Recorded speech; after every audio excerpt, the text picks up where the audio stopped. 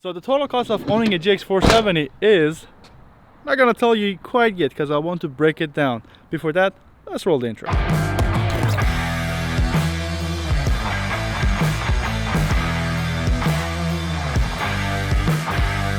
Hope you're back, baby. Welcome back to the channel. Welcome back to yet another video. I do owe you guys an apology because I missed last week's uploading. Work has been pretty crazy and I literally couldn't film anything because it's been either raining or super cold or super freaking windy. As you guys already know from the title of this video, I'm going to talk about the total cost of ownership for my GX470 in the past 2 years.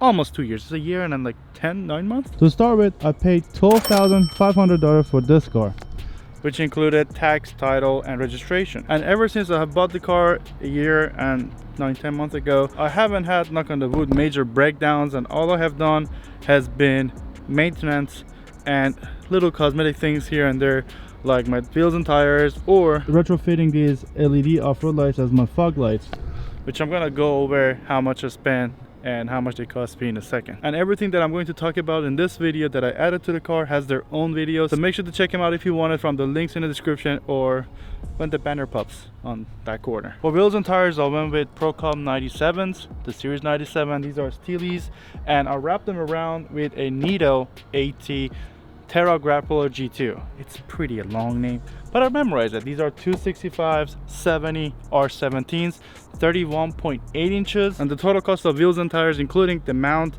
balance, and I did install it myself, came down to $1,200. The goal for this year or early next year is to put 33 inches on the car, and also maybe 35 inches super duper in the future. But with 33 inches, I might either keep the Procom 97s because I really like how they look, or I might go a different route, maybe like method wheels or the TRD off-road wheels, because those look pretty damn good as well. Let's touch base on the maintenance real quick. As I mentioned, I haven't had any major breakdowns, knock on the wood, hopefully yet, and all I have done has been maintenance and prevention for future failures. In this past almost 2 years of ownership of the vehicle, I put 30,000 miles on the car, exactly 30,000 miles to date. And if you count for 5,000 miles per oil change, I've done roughly 6 oil changes since I bought the car, so it's roughly $500-ish. And I have also done the timing belt and water pump on the vehicle because it needs to be changed every 90-something thousand miles, and that by itself cost me $1,200. And since we are here in front of the car, let's talk about retrofitting these LED lights in my fog light housing and answering the question that I had in my comments from the video that I posted for this, to show my fuse box and show you guys which fuse am I tapping in for the fog lights. Again, as I mentioned in the previous video, this is your fog light fuse, and I have bent the positive leg of the fuse out of its housing to tapping to another fuse, which I use seat heater, the 20 amp fuse right in the middle. What it does is that when you want to use your fog lights, you have to have your headlights running. With this trick, you don't have to use your headlights to operate the fog lights, if it makes sense. With that being said, the fog lights by themselves, with the installation and everything I did it myself, came down to $60 only. Pretty nice to have off-road lights pretty much retrofitted in your fog lights for just $60. That was pretty amazing, and it was like really fun day and really fun project that I did myself. All right, so what do you guys say if you fire the car up and go for a little drive, and I can show you some other installation accessories that I added to the car, which made it a little bit better for overlanding and camping and stuff. Also, the exhaust, straight pipe for $300.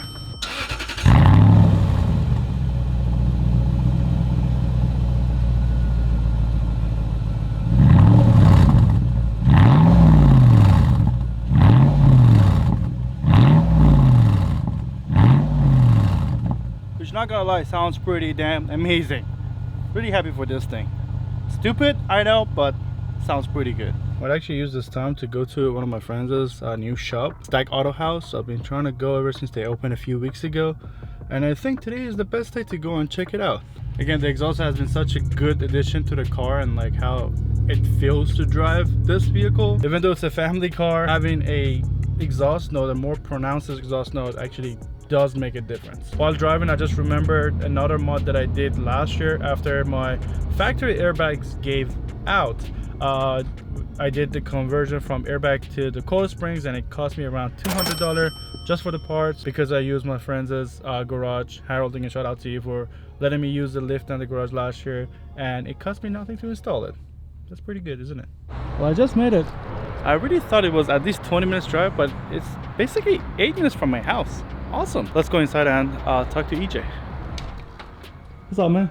Hey, how's it going? Good to see you. Good to see you. Dude, this place is pretty good from outside. You like it? Yeah. Yeah, you wanna see it? Sure. Do you want to talk about what Stacked Auto House first is? Yeah, so Stacked Auto House, we're an indoor automotive storage facility. You know, we store high-end all the way down to your low-end vehicles, anything, project cars, you know. Shoot, we'll put a frame in here if you want to have a project car that you're building and you don't have all your parts or anything for. I'll store your frame in the meantime while you're trying to get your parts. What we want to offer is a nice place, you know, for our clients as well to come in, feel, you know, comfortable in, and not, you know, just like, hey, I'm walking into another business. You know what I mean? I've been around cars my entire life. I've been in the car industry for 20 years, and I've been around cars for 30 plus years, and I have a vast collection of my own cars, you know, 7 vehicles as it is, and just trying to find a place local that maintains your cars and keeps them nice and in good shape and out of the elements is far and few between here. You know, there's really nowhere around that, you know, to this caliber, I guess.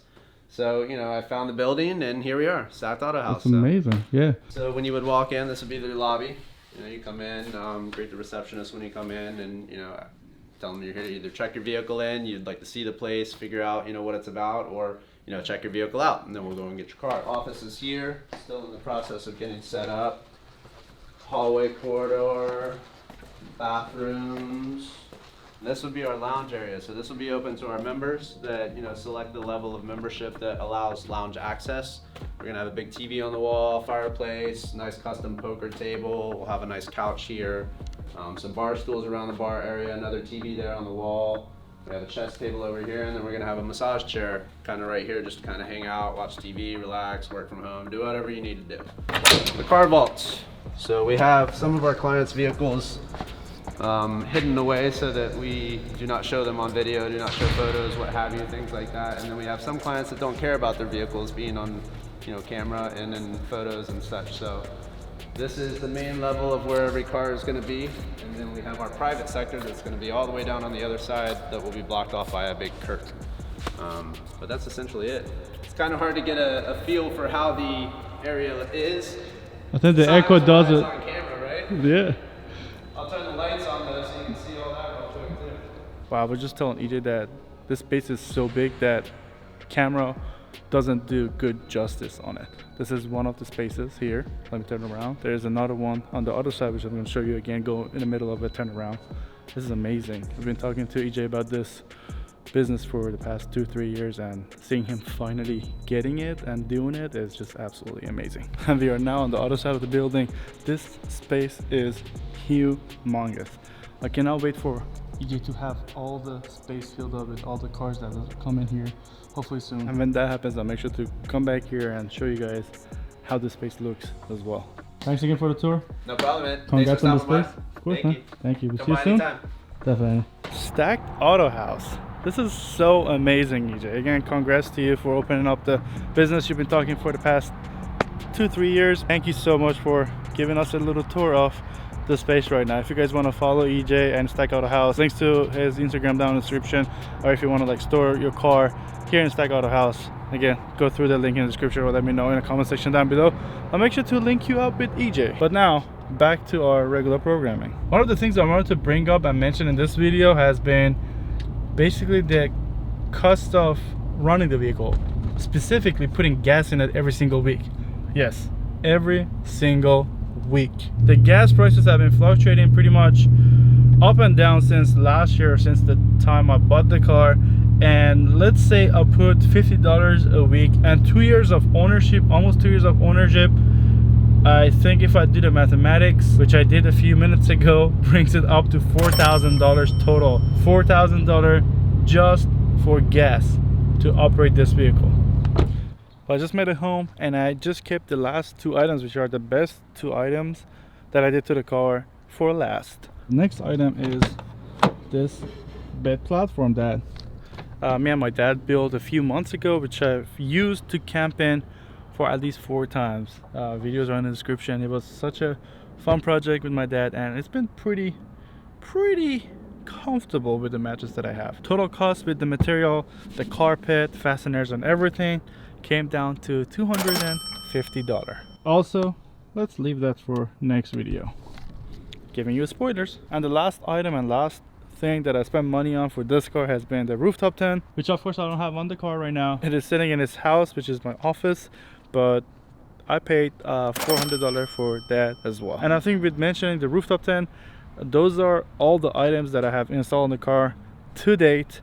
I do have a few more things that are coming, which I didn't include in this video because they are not installed on the car yet, and I did want to do an installation with this video, but then I got a confirmation that another thing is coming, which I've been really excited about, and it's been almost 3 months since I bought a thing. Well, with that out of the way, the total cost of owning a GX470 for 2 years, almost 2 years, a year and 10 months, not including the cost of gas, is $16,600 and something dollar.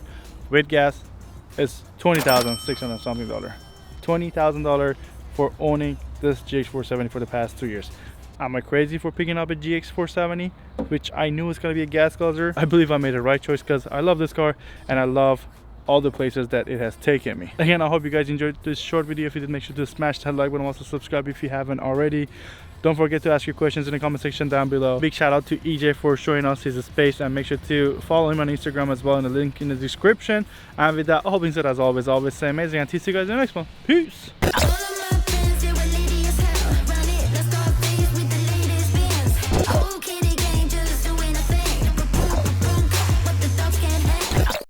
Total cost of why am I doing